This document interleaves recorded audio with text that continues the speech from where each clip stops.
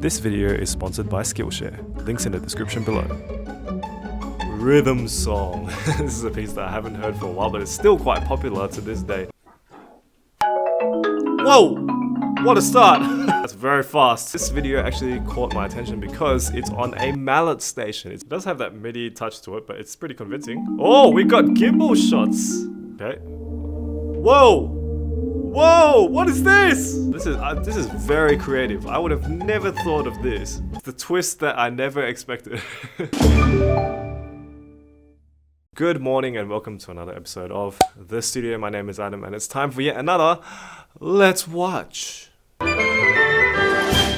Thank you so much to my studio VIPs, Robert Utomo, Bradley Crowley, Sungshun Han, Scott Rader, Greg Harris, Dean P. Newberger, Jake Harold Gilliland, and Retro Percussion. Thank you so much for joining the studio VIP team. And today's featured studio artist is Alex Holloway. Thank you so much for joining the studio artist team. If you'd like to become a studio VIP or a studio artist, you can go to patreon.com/Adam10 or you can click over here. Welcome back to the show once again. Hope you've been well, hope you've been staying safe. Today we're going to be watching some marimba videos. Well, kind of marimba. I think the second video is not quite what you'd expect, but more on that later. For the last couple of days in the studio, I've been working on a few things. The vibraphone solos. Did I just say solos?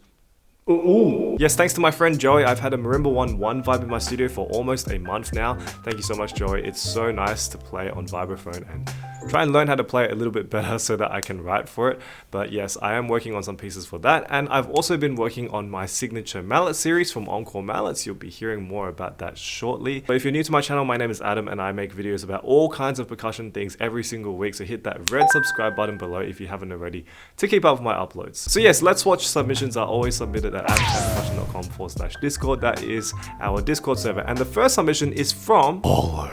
My name is Tallak and I'm a 15-year-old percussionist and drummer from Norway. I recorded myself playing a piece I originally played in late 2017 to early 2018. I was 11 at the time. I found the sheet music again last year and thought I could play it and record it to see how much I have improved on my previous performance. There's some mistakes here and there as I'm rusty. I've managed to get it up to a higher level and the piece is called, of course, Rhythm Song. This is a piece that I haven't heard for a while, but it's still quite popular to this day. So yeah, I'm really excited to watch this, Tallak. Let's watch. Okay, so here's the video. You can see that this is this one of the new Adams Alpha marimbas? It's got the Z frame instead of the old frame that I really didn't like very much, the Y-shaped Voyager frame. But yes, Adams Alpha marimba, I can see that this looks like a private practice room. It's cool how they've organized the music in the back. Interesting mallets as well. I've never seen these mallets before. They look very colorful. Or is that orange? Orange, red, and yellow. If anyone knows what those mallets are, let me know down in the comments below. Yes, Rhythm Song is basically a classic minimalist marimba solo. It just goes on for quite a while. A lot of people like to play it just because it teaches you permutations and stuff. And yeah, I actually played it in high school once, so I'm really interested to revisit it here. Whoa! What a start!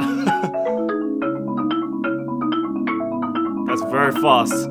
That's very fast.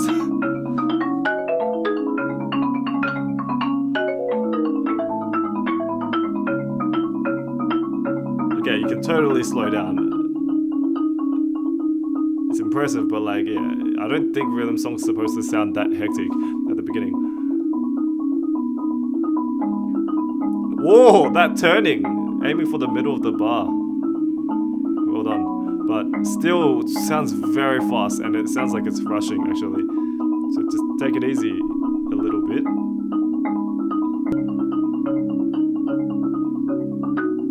Okay, it's good voicing. It's good that he's separating the voicing out.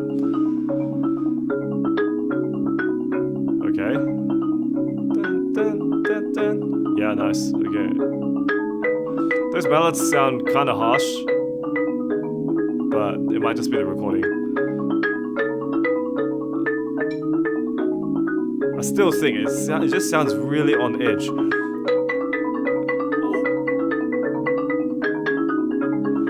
Like personally, I'd rather it was a bit slower but more accurate in the top voice.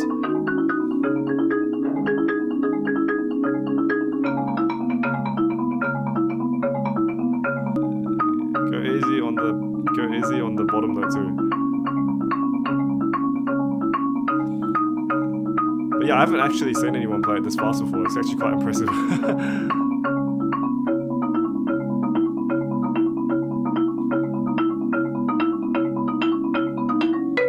That top mallet is quite hard. I like that you're going for the middles of the bars.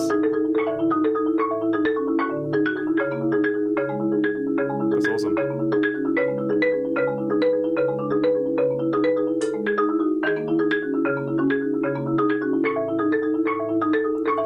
Yeah, so that bottom mallet sounds pretty harsh too.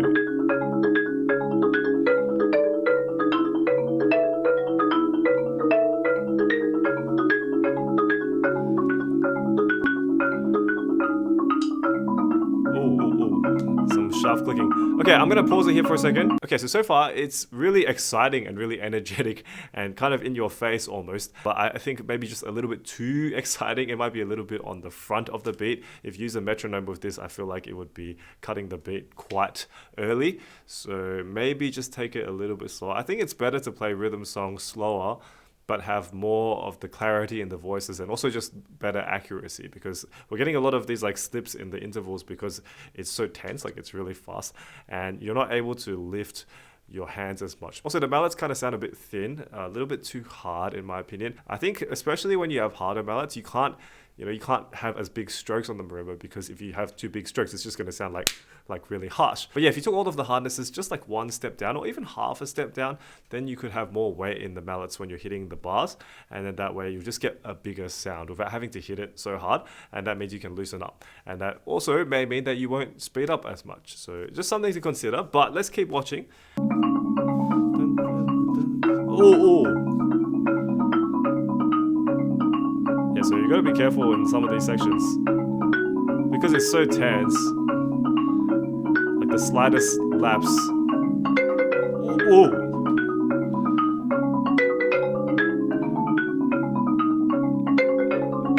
Yeah, so your interval is too wide. Try and look at the top mallet when you're reaching for it to improve the accuracy.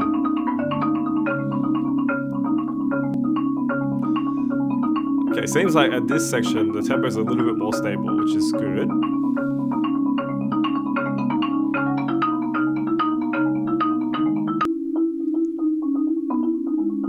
Okay, this part is much nicer. You're trying to lighten the touch here, which is nice. Suits the character as well.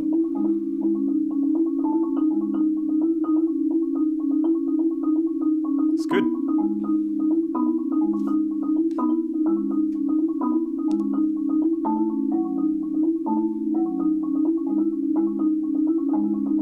Okay, nice that you moved the mallet to the middle of the bar as well. Good fix. See, like all of these bottom notes, you could totally just hit the middle. Okay, the right hand 3/3 is getting really loud.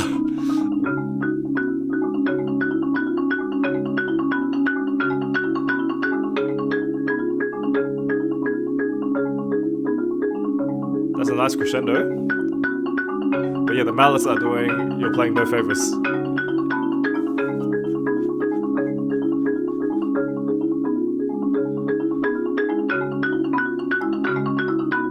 Don't hit it too hard, but that's good. Yeah.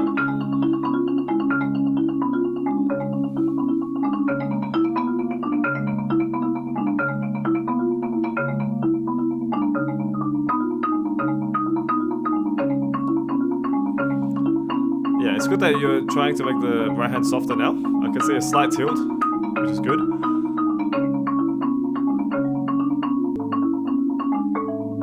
I still think that orange mallet sounds super hard.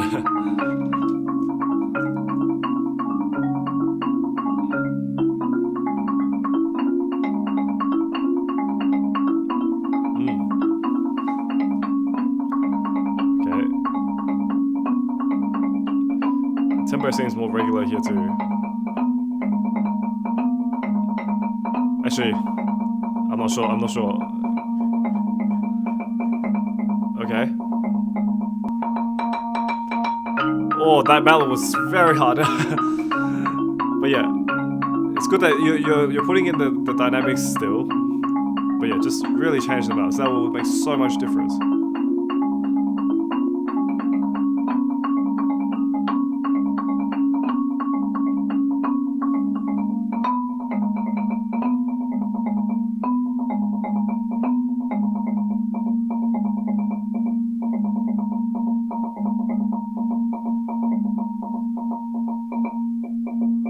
Oh, nice switch. That was good. Whoa!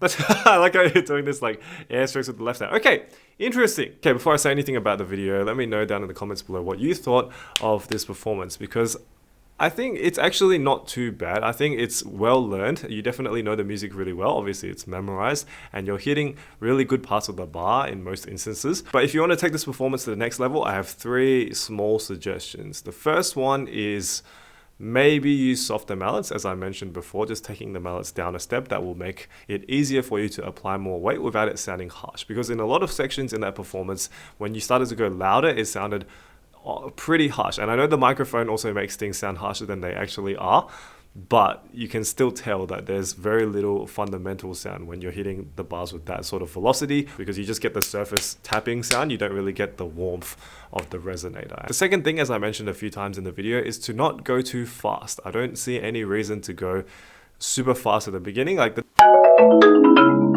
really crucial to get accurate and like clean, because it's like the opening motive, and it was just so quick. It happened so quickly. It was so tense, and it was like, oh! Some pieces do actually benefit from that sort of rushing, tense feel, and that's more of like sporadic pieces. Pieces like Mirage. You know, pieces that are like sudden bursts of atonality, not ones that are constant motives like this one. And just take it down a couple of clicks, and then you'll start to see, probably you'll be able to solve the third thing that I was going to suggest, which is try to hold the mallets a little bit looser. I think I can see that your wrist is turning like quite well, but it is very tight. And I think part of the reason is because of the tempo, but also because you're just gripping it super tight. And that's why we're getting a lot of wrong notes when we're changing intervals, especially. It's basically the whole mallet in your preferred grip, whether it's Stevens or, you know, like Bertin or whatever. Just hold it super, super loose in your hand and just wiggle it around. And you can do this facing downwards, upwards, sideways. It doesn't really matter. You can just do it in any direction. And the more you do this, the more I find your grip will relax in tense sections. So that's just something that you can try. My Bertin grip is terrible. I'll tell you about my Bertin grip learning story in another video. But yes, if you're enjoying the video so far, please give me a thumbs up. I'd really appreciate it. If you've got any comments for Tallak, leave them down in the comment section below. And if you're enjoying the video so far, please give me a thumbs up. I'd really appreciate it. Yeah, I love seeing stuff like this. It was definitely more confident. Obviously, I haven't seen the original performance, but it seems very confident and very sure. But we just needed to fix some of these small things. And that's all part of the learning process. And you already know what I'm going to say. Speaking of the learning process, that brings me to the sponsor of today's video, which is Skillshare. Skillshare is an online learning community filled with thousands of classes for creative people like you and me, where you can learn new things, follow your passions, and ultimately get lost in the art of learning. Classes usually range from short duration classes from like 15 minutes all the way up to several hours, depending on your time commitments, and they cover all kinds of topics including graphic design, photography, music, illustration, and also business fields like marketing, leadership, entrepreneurship, and lifestyle videos like interior design, cooking,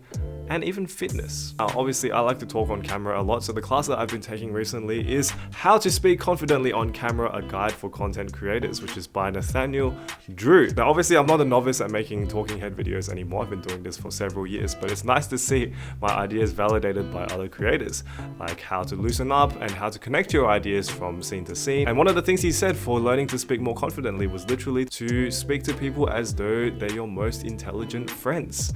I find that such a fascinating way to think of speaking to people. Anyway, if you're interested in trying any of the classes, like Nathaniel's class or any of the other new classes that get introduced to Skillshare all the time, the first 1,000 people to click my link in the description below will get a free 1-month trial of Skillshare Premium. So go check it out right now. Okay, now the next video is from adviknigam, and this video actually caught my attention because it's on a malletSTATION. It's a marimba piece, very famous one. Blake Tyson, a cricket singer, set the sun. I actually did feature this piece in a student versus professional episode where we compared a student's interpretation to the composer himself. You can check that out over here. But yeah, I'm really excited to hear this because I don't actually have a malletSTATION, and I was planning to get one about 2 years ago, but then I just decided I don't really need one. So I'm really keen to see what an actual marimba solo sounds like on one of these. Let's watch. Okay, so here's the opening card of the video with the title, A Cricket Singer Set the Sun, Blake Tyson. Now, I can already tell from this video editing and this shot that this is some good editing. You know, I'm a sucker for good editing. As someone who edits my own videos, yes, I don't have an editor, I still edit my own videos, and this looks Cool. Anyway, I believe the malletSTATION is 3 octaves, and it says at the beginning that Advik actually arranged this for a 3-octave malletSTATION, which is going to be interesting. I don't know how you do that, but we're about to find out, I guess. Let's go. Oh.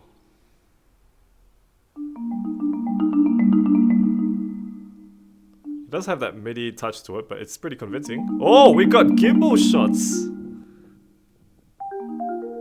Oh.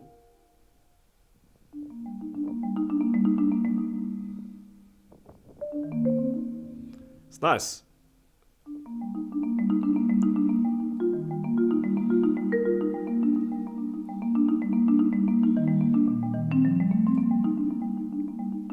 I suppose most of the piece is actually in this register anyway, so you'd be able to get away with it. Or the laterals. I have played on a malletSTATION, and I can tell you it's hard to play like a marimbist on a malletSTATION, so he's doing a great job. Oh, the video is mirrored. And I can see holes in the editing. Sorry, my video editor side coming out. This is a really cool idea though.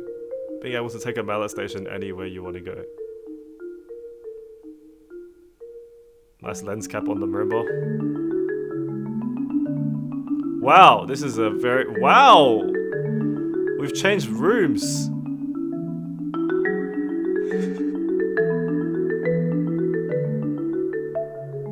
I love your phrasing, by the way. It's very, very nice. I've heard this piece many times, and this is really good phrasing.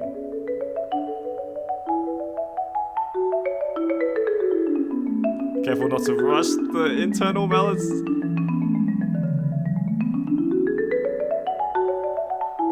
It's nice how the malletSTATION can pick up the changes in velocity and stuff so well.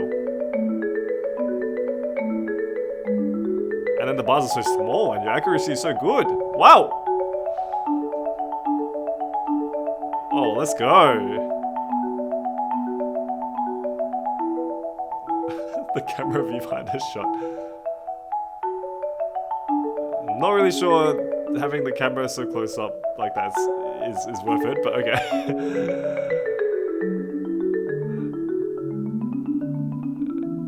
But your playing is awesome. It's really good. Like really, really good.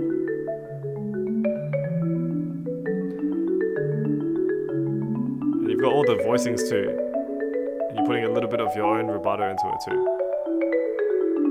Oh, careful not to rush the internal laterals. Oh, I see. You did the scale twice to transcribe it. Smart.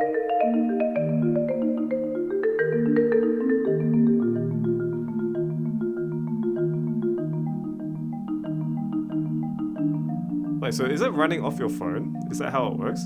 Oh, continuity. It's the wrong side. But yeah, is it running off your phone? Let me know that in the comments below.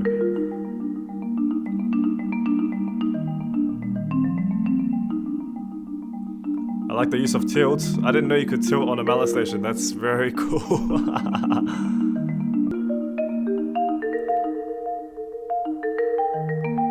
Oh, interesting place to put a slowdown. Nice.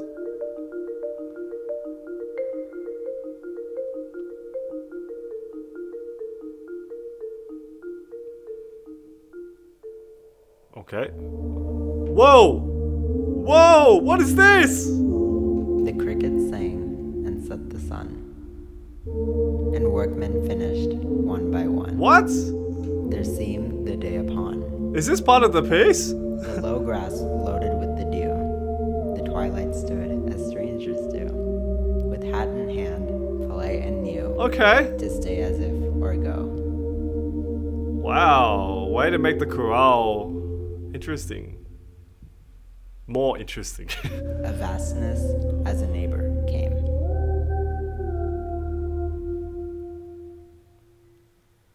A wisdom without face or name. This is very creative. I would have never thought of this. A peace. It's as the him twist that I musing. never expected. And so the night became.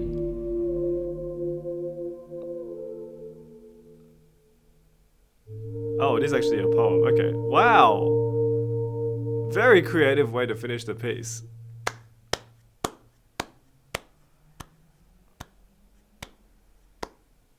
I'm still in shock.